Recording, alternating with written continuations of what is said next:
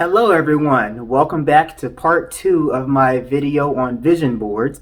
I decided to make a second part to this video because I wanted to go into a little more detail about SMART goals, but also to give you some advice. But do keep in mind, I'm not going to go into all the details that you'll find in my book. So feel free to take a look at my book. I'll put the link in the description. So during our last video, we talked about SMART goals. Remember, when you set a SMART goal, you are setting a goal that is specific, meaning that you know exactly what your goal is. And if somebody asked you about your goal, you could tell them specifically what it is you are trying to achieve. Measurable, meaning are you taking those proper steps to get closer to your goal? Let me give you a quick example. Let's say I am trying to run 3 miles without stopping, okay? I'm a runner, so that's something that I typically do. But let's just say that I've never ran before and I wanted to set 3 miles as my goal.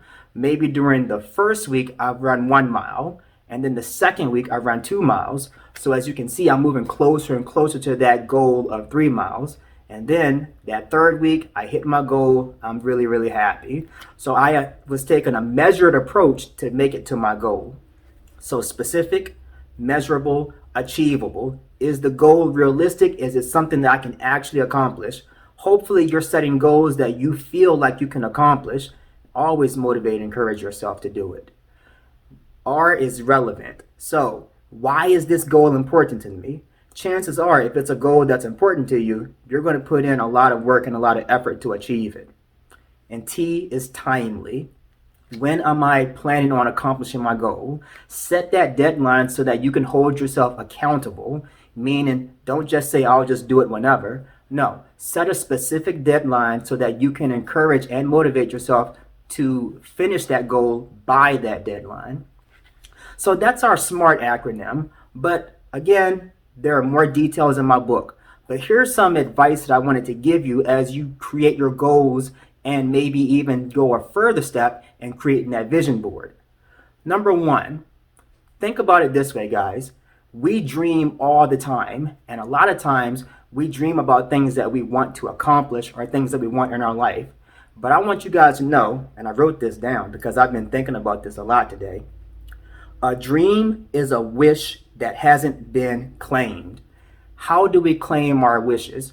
We write them down. We own them. We say, I'm going to make this happen.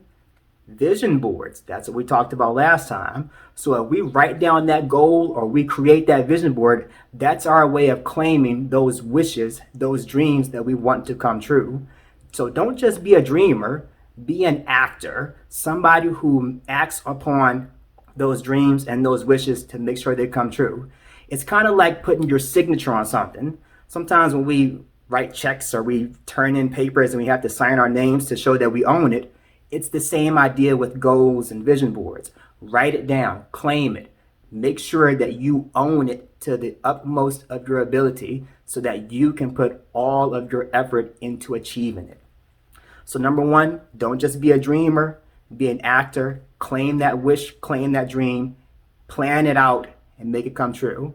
Don't forget to create that plan so you know what you can do to make that goal possible. Next, number two, break it down. Sometimes we set goals that are really, really big, and that is awesome. But keep in mind that sometimes when a goal is really, really big, it might be beneficial to break it down into steps first. So we can have a long-term goal that we can just break it down into small-term goals. So take those baby steps so that you know that you can accomplish step number one, and then step number two, and then step number three. Don't just try to jump all the way to step number 10. No, accomplish those small pieces of that goal first so that you can build up that stamina and that motivation to keep moving forward, which is actually number 3. Keep moving forward. So again, break it down into those small steps, but also keep in mind that you may have some hills that you have to overcome, and that's okay. Sometimes we have to walk before we run. So let me give you this example. Again, I'm a runner, so I'm just thinking about running 3 miles. I actually ran 3 miles earlier today. So let's say I have a goal of finishing, again, 3 miles, but I want to do it today. I'm running. I get out there and get out there and I start running and I accomplish that first mile. But then I start to get a little tired. But I keep telling myself, keep going, keep going, keep going. Soon after that, I make it to mile number 2 and I'm even more tired. But again, I have to keep pushing myself to keep going. You may find yourself in that kind of situation where you may be tired and you may be bogged down with some things that are happening in your life. And that's okay. But no matter what, keep moving forward. So as long as I finish that 3 miles, whether I run the whole thing or I walk a little bit, that is okay. It's okay for you to slow down with your goal, but always keep in mind, as long as you're moving forward, that's what counts. The last thing that you want to do is turn back around and give up. Just going to say it like that. Because like we said last time in my last video, don't be that person that's going to give up, because that's the person that's never going to accomplish that goal. And not only that, you can be somebody who just stops altogether. Maybe they don't turn back around and go backwards. Maybe they don't move forward. Maybe they're just stuck in one spot. Again, try your best to keep moving forward, even if you have to walk. Number 4, celebrate every small victory. Sometimes with big goals, it really pays off to take a look at those small steps and be proud of those small steps that you've made. A lot of times when that happens, that builds up the motivation in itself. Once you know you finish step number 1 and then step number 2, maybe you'll be so excited to make it to step number 3 that you just can't wait for that to happen.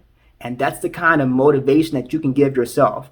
So celebrate every small victory. No matter how small it is, it still matters. Next, think about crossing that finish line. Think about how it's going to feel when you accomplish that goal. Think about all the work that you put into it and how much all of your efforts has paid off. A lot of times, I'm talking about myself now. A lot of times when I accomplish a goal, I feel really good. And that motivates me to pursue a bigger goal. But as I'm pursuing that bigger goal, I have to remind myself about how far I've come. And that can be motivated in itself. And then I just keep looking forward to just feeling that excitement again of completing my next goal. I think about how I'm going to feel and how my hard work is going to pay off. So keep that in mind. So even during those rough moments, think about those good things that brought you to where you are, but also look forward and be happy and be excited about the good things that are going to come once that goal is completed. My last one, and this one is really, really important, especially for teenagers and young adults. Surround yourself with positive people. In other words, surround yourself with people that are going to help you achieve that goal. Talk to your parents about achieving your goal. Talk to your friends about achieving your goal. And if you are around people that are going to motivate you and encourage you and help you with your goal, that makes it a lot easier to accomplish that goal. Sometimes when we talk to people, maybe they just put us down and say, oh, you're not going to do that, or nah, man, that's impossible. Don't even try it. Those are the kind of people that we should just, what's the best way to put this? Let's just say you should just find some better friends, find some better people. And maybe with those people that put you down, maybe leave those people alone. A lot of times we carry baggage by ourselves, but if we have people in our lives that weigh us down even more, then that makes it even harder for ourselves. So surround yourself with people that are going to lift you up instead of bringing you down. Talk to people that are going to help you. Talk to your parents, talk to your family members, talk to your friends, talk to anybody who's going to listen and help you. There's nothing wrong with getting help from people. I've had to learn that the hard way myself. And now I'm in a profession where I am always trying to help people. So I really hope that you enjoyed this video, and I really hope that you take all of these ideas that I came up with today to heart. because sometimes we just need reminders along the way. Sometimes we need to talk to people along the way. And I want to be the type of person that's going to help as many people as I can. So again, I thank you for watching this video. I thank you for subscribing to my channel if you have done that already. And if not, please subscribe so that you can, get notifications for the upcoming videos I'm going to post and share. Again, I'm trying to bring as much positivity to the world as I can, and I really hope that something that I've said today has rubbed off on you and you will share it with somebody else. So keep in mind that I am here because I want to help people, and I hope you are doing some things in your life to not only help yourself, but to help other people as well.